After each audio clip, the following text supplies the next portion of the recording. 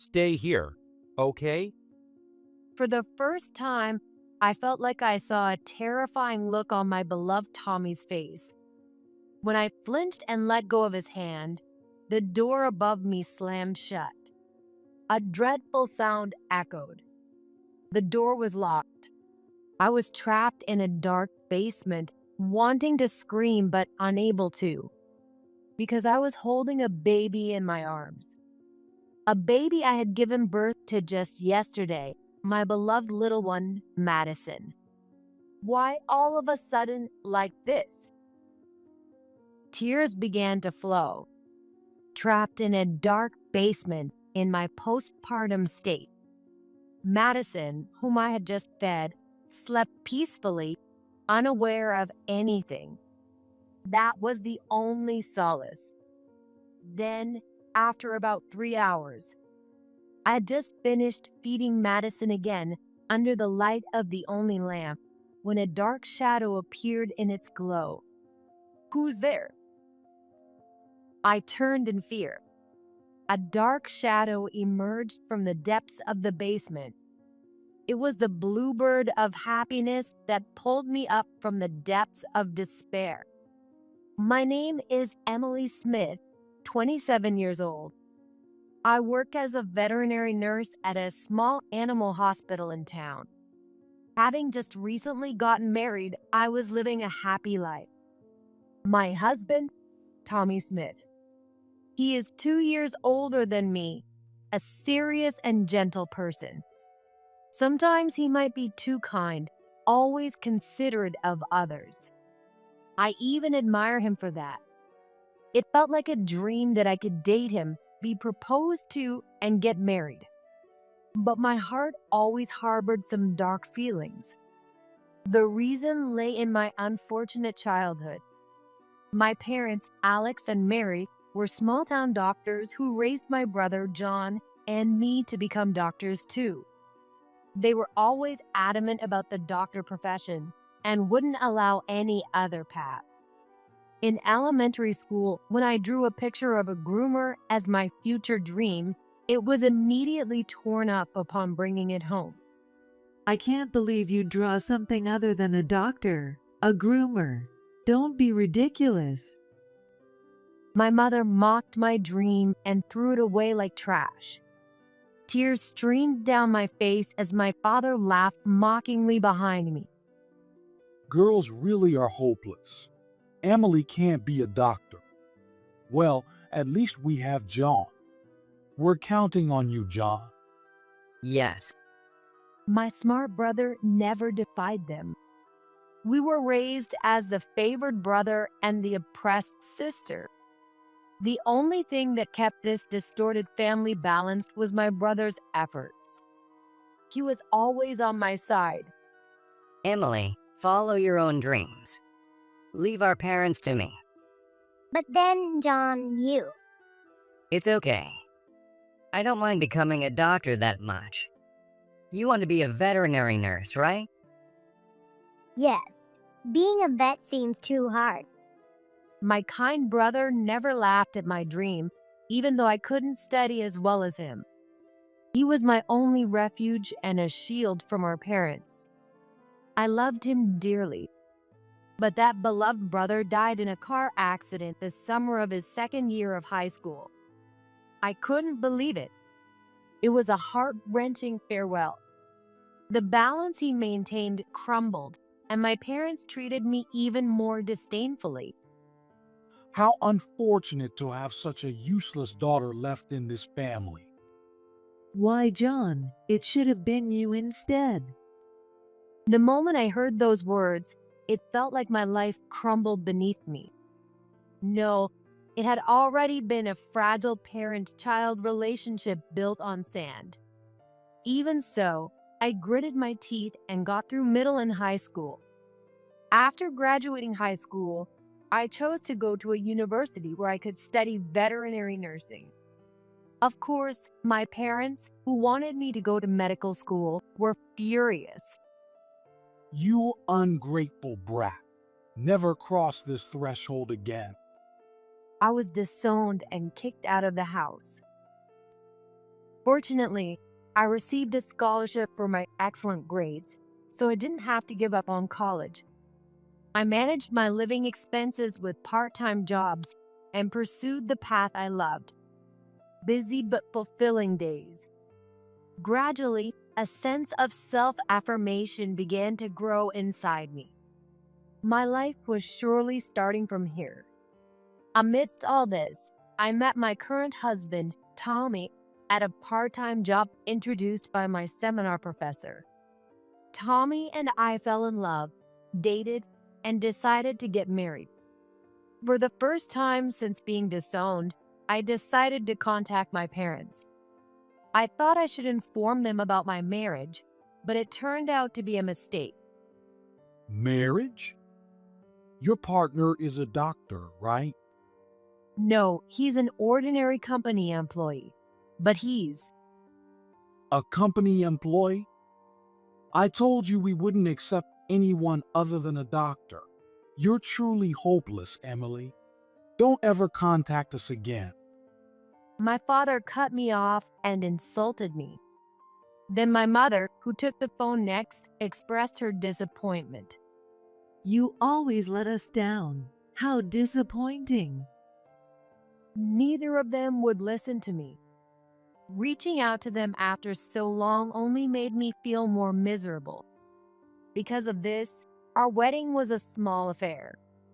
Actually, Tommy's father, George, is the president of a large corporation, and Tommy works at a subsidiary as the next president. Given their status, they probably wanted a grand wedding with many guests. However, they prioritized my situation. We had a small wedding abroad. Welcomed into a warm family, I cried quietly under my veil. For the first time, I learned that tears could also come from happiness. 2 years into our marriage, we lived a peaceful life. Just as we were considering getting a new home, I became pregnant. When we found out it was a boy during a checkup, the realization hit me, filling me with a different kind of happiness. But at the same time, should I tell my parents about the pregnancy? I had another dilemma concerning my parents. It would be their only grandchild, after all. But, yeah, value your own feelings, Emily.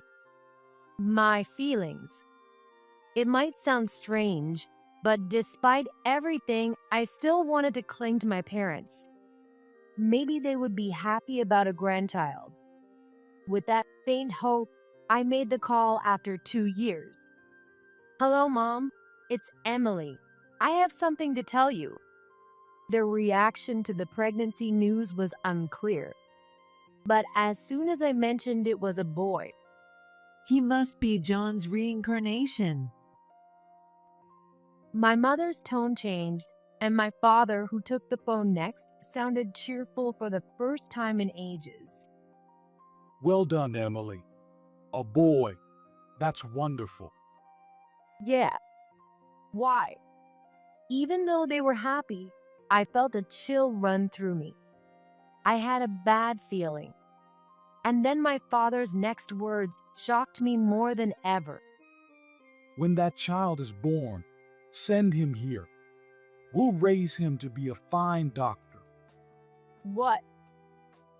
At first, I couldn't understand what he was saying. But as my parents on the other end of the line went on about reincarnation and an heir, I realized this was not normal. I had always suspected, but now I knew for sure. My parents were crazy. Fear gripped my heart, and I hung up the phone in the middle of the conversation. After that, they called over and over, leaving messages. They even came to our apartment, demanding, "Give us our grandchild," and accusing, "You can't possibly raise him." Tommy and I were at our wits' end and decided to ask his parents for advice. I felt bad worrying them, but this was about their precious grandchild too. After hearing our story, they took it seriously and thought hard about the situation. Emily is at a crucial time right now. It might be better for her to stay somewhere else. After discussing it, George suggested that we isolate ourselves at a cottage in Vermont. Tommy arranged to work remotely, and my mother-in-law, Jennifer, would take care of the household chores and help out. I was deeply grateful to my in-laws for making all the preparations. Really, thank you for everything, Jennifer. Don't worry, Emily. It's not your fault. Jennifer had been worried about my relationship with my parents since the beginning of my marriage. She was so kind that I thought Tommy must have inherited his kindness from her. In our secluded life, I began thinking about the birth. To avoid my parents finding me, I decided to have a home birth at the cottage. Tommy was surprised but supportive. I always knew you were strong-willed, Emily, but this is beyond what I expected. I'll help too. I was a bit embarrassed by his praise. Jennifer also nodded seriously. All right. I have a friend nearby who's a midwife. I'll ask if she can help. Thank you so much. The midwife introduced to us was a robust woman named Sarah. She gave us her strong assurance that she would fully support the birth under these circumstances. I live nearby, so I can come over anytime. You can count on me. Sarah's confident assurance was a great relief. I can never thank her enough. I was also thrilled when Tommy brought home a dog when we moved to the cottage. He knew I had always wanted a toy poodle, and he seized this opportunity to make my dream come true. I thought it might be a good distraction. Plus, it could be a playmate for our child in the future. Thank you. He's so cute. The black toy poodle quickly warmed up to us.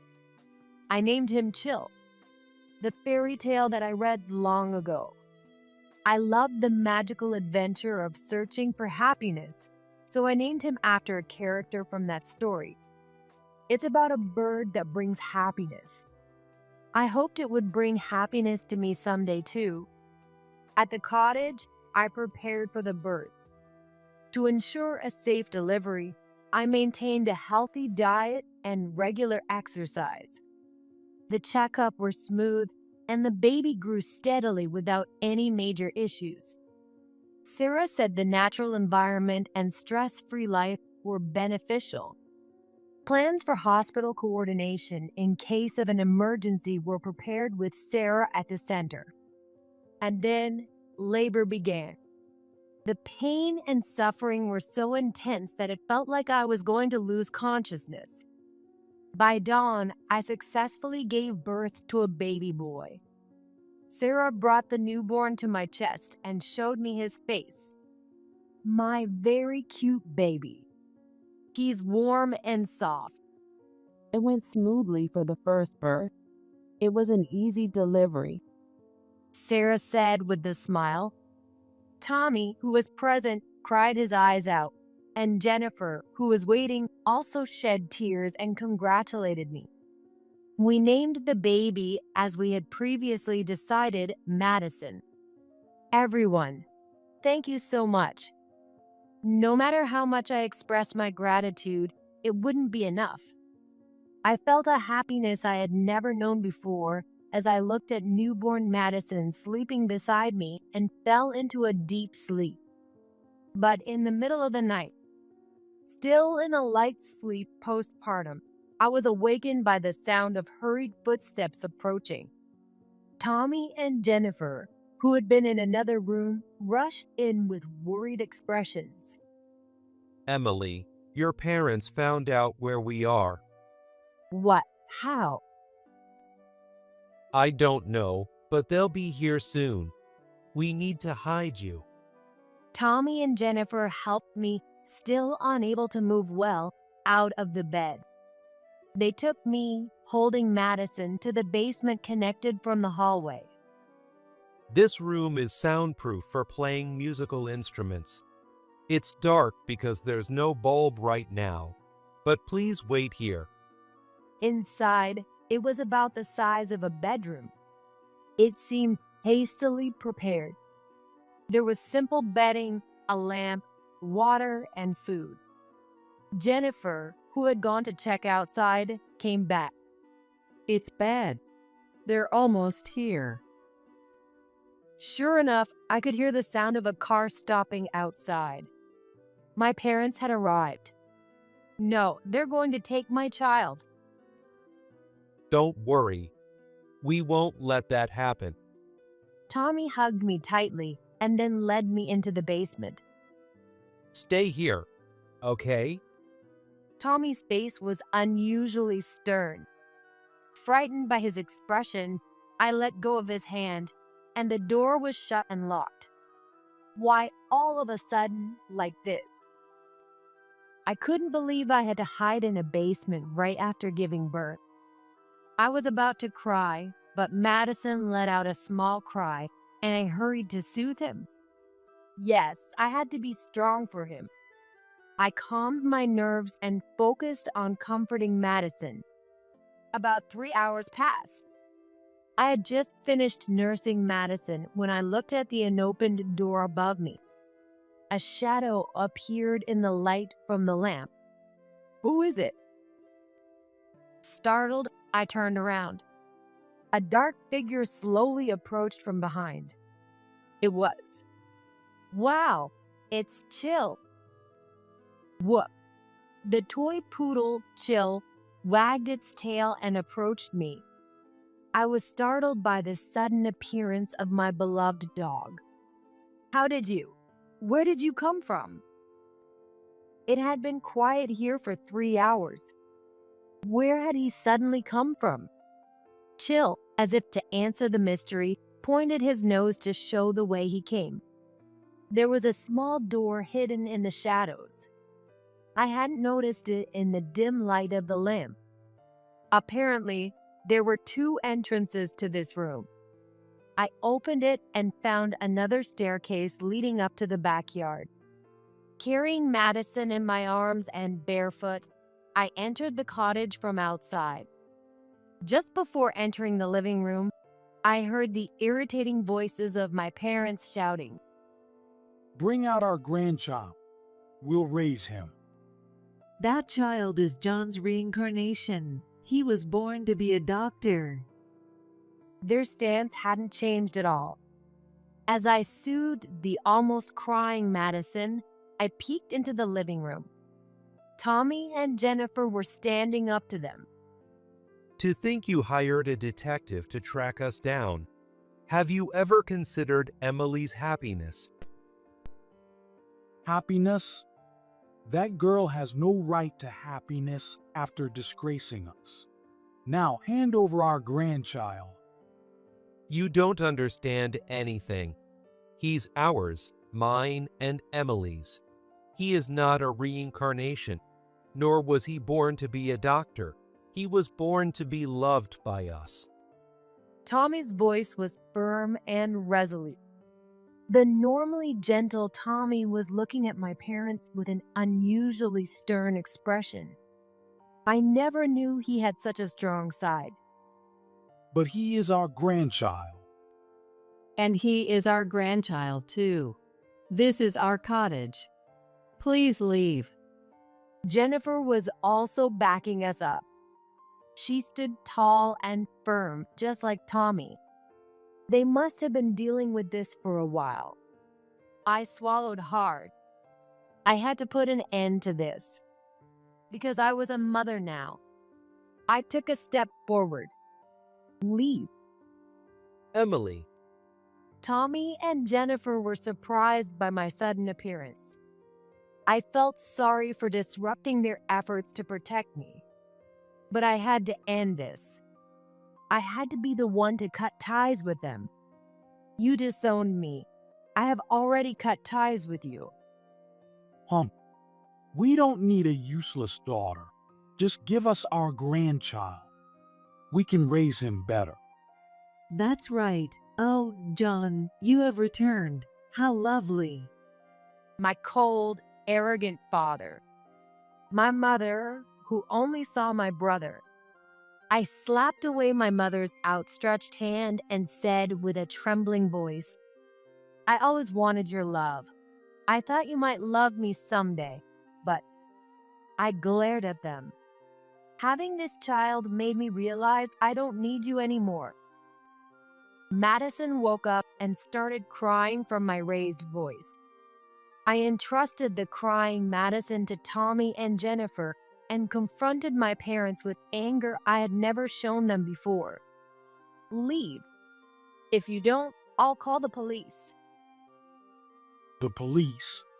How dare you speak to your parents like that? My father raised his hand. I instinctively closed my eyes, bracing for the impact, but Tommy stepped in front of me and stopped his arm. No matter who you are, Alex, I can't allow that. Damn it. Tommy was a head taller and much broader than my father. The difference in their physiques made my father hesitate. Seizing the moment, I pulled out my phone and displayed the dial screen with 911 showing. I'm serious. Now leave, or I will call the police.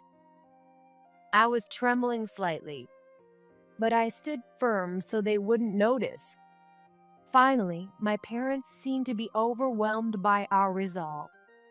They turned and started to leave the living room. They were shouting something at the entrance, but I couldn't make out the words. The tension drained out of me, and I collapsed on the spot. Emily, are you okay? I'm fine. Tommy caught me immediately. Confronting my parents right after giving birth had taken a lot out of me. But for some reason, my heart feels clear and bright. For the first time, I had confronted my parents with my true feelings. A sense of liberation made me smile naturally, and Tommy gently smiled back. Chill also came over and licked my cheek. I'm so glad you came. Thank you, Chill. Chill responded with a bark, whether he understood or not. But it was because of him that I left the basement and faced my parents. The rebellion against my parents that I could never manage before. The one who gave me the courage to do it was this little one, my happy bird. Feeling safe, I fell asleep in Tommy's arms. The next day, Sarah, who had come back to check on us, was furious when I explained what had happened. Oh my, I can't believe that happened.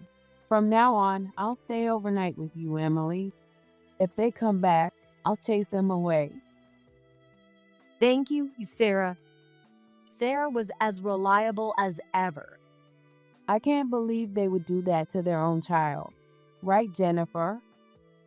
Yes, that's right. When Sarah called out to Jennifer, she momentarily looked down. Jennifer had been a bit quiet since last night. I felt guilty, thinking she must have been exhausted from dealing with my parents. Tommy, meanwhile, was busy during the day with Madison's birth certificate and preparing our new home. We also decided to apply for restrictions on access to our family register and resident records to keep our new address hidden from my parents. This might take some time, but Tommy was determined to do everything we could. Surrounded by such strong allies, I resolved to become stronger myself. That night of defiance changed me. I would never let anyone take Madison from me. And then, half a month later, the time for another confrontation finally came. While walking in the yard, my parents suddenly appeared from hiding. They tried to forcefully take Madison from my arms. Give him to us, Emily. We'll raise him. Stop it. Their arrogant reasoning remained unchanged, saying he would become a doctor and he was the reincarnation of my brother. Tommy and Sarah rushed over immediately. Don't you dare touch Emily and Madison. You too. I've already called the police. At the word police, my parents let go. I spoke to them firmly, not with the anger I used to feel, but calmly and clearly. Stop it. This is kidnapping. Kidnapping? We're just taking our grandchild. I'm Madison's mother. If you take him without my permission, it is kidnapping. The tension was palpable. In the past, I would have cowered before my parents, but I was no longer their daughter. I was Madison's mother. For the sake of my new family, I would stand up even to my own parents. I had prepared myself for the day they would inevitably come, and I was no longer afraid. Silence filled the air. Eventually, the police car actually arrived, and my parents fled in a hurry. You actually called the police? Ungrateful child. As they ran away, Jennifer captured the entire scene on camera from a distance. We had planned to gather evidence if they ever showed up again. The video, along with the police witness statements, served as irrefutable evidence, allowing us to smoothly obtain restrictions on access to our family register and resident records. The official at the office even expressed sympathy, saying that must have been tough, implying how awful my parents looked on video. Watching the video, I thought they looked despicable. I wanted to hug my younger self, who had once yearned for their love. A month later, we moved into the new houses Tommy had prepared. It was a large, 2-story house with a garden, including a dog run for chill at my request. A lovely yard also had a swing for Madison to play on in the future. Although our ties to my parents weren't completely severed, we had created a physical distance. They no longer knew where I lived, and I could finally focus on raising Madison in peace. Days passed calmly, though busy with childcare. Jennifer and George would occasionally visit and dote on Madison. Eventually, Madison turned 3 and grew significantly.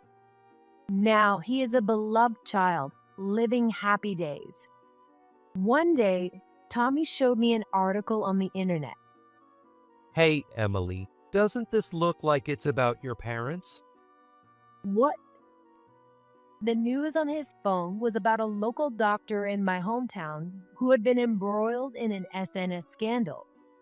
The controversy started when someone called out the doctor on social media for being arrogant and uncaring towards patients during consultations. Normally, such complaints might not make the news, but my parents made things worse by arguing on social media. Their back and forth bickering attracted public attention, turning into a major issue. They responded to negative reviews but ignored positive ones, further damaging their reputation. Their arrogance wasn't directed only at me, but also at their patients. They fueled the fire, leading to a loss of trust. As I read on, I found out that they had closed their practice. A local private clinic's reputation is everything.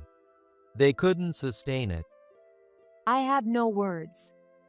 For just a scandal to lead to such a downfall.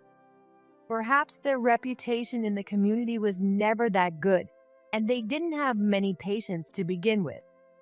That might be why they were so desperate for an heir to revive their practice. My parents, who had been forcing me to become a doctor since I was little. I may never understand what drove them to such behavior, but lately I think it's okay not to try. They wanted to make their children and grandchildren clean up their mess.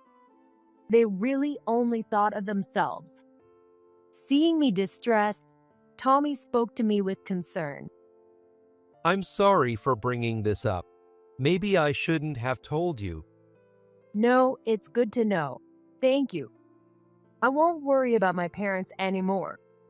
However, thinking about them did make me worry about the future. I had a feeling they might do something else, So I decided to talk to Tommy about it. And a few months later, my parents indeed showed up at Tommy and George's company.